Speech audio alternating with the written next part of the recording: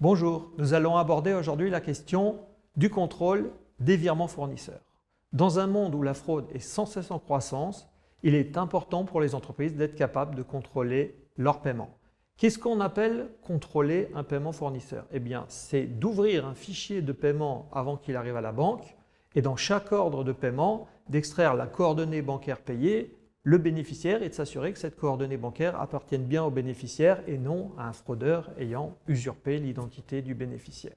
Le problème, c'est qu'aujourd'hui, dans la plupart des formats échangés entre les entreprises et les banques, que ce soit les anciens formats CFONB ou les nouveaux ISO 20022, on va retrouver de manière obligatoire dans un ordre de paiement que la coordonnée bancaire associée à une simple dénomination libre du fournisseur.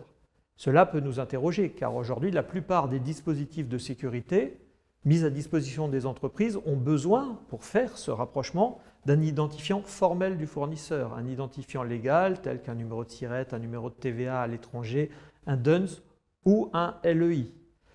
Bien que les derniers formats ISO 20022 permettent d'ajouter tout ou partie de ces identifiants, ce n'est pas la pratique courante aujourd'hui des ERP, des comptabilités, des TMS, des logiciels de paye qui produisent ces fichiers de règlement.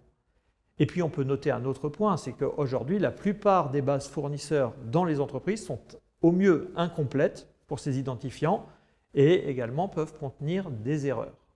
Ne reste alors que la seule possibilité du name matching, c'est-à-dire d'essayer de rapprocher la dénomination libre qu'on va retrouver dans un ordre de paiement d'une liste de dénominations sociétés pour identifier formellement le fournisseur afin ensuite de pouvoir vérifier que la coordonnée bancaire lui appartienne.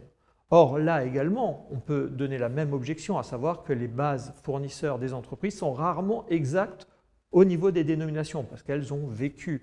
Et de plus, dans les fichiers de paiement, il n'est pas interdit pour une entreprise finalement de présenter la dénomination comme elle le souhaite, d'ajouter, quand c'est un particulier, monsieur, madame, ou quand c'est une entreprise, un code à la fin ou au début. Tout cela peut nous interroger sur des dispositifs de contrôle automatique des paiements, comme par exemple l'idée de la VOP pour les virements instantanés. Et il nous apparaît donc aujourd'hui que la seule manière de sécuriser nos paiements, c'est une solution telle que Mataio, qui associe une base tiers précomplétée, présécurisée au contrôle des fichiers de règlement. Si vous voulez en savoir plus sur le sujet, n'hésitez pas à vous rapprocher de nos équipes qui pourront vous éclairer. En attendant, merci de votre écoute et très bonne journée.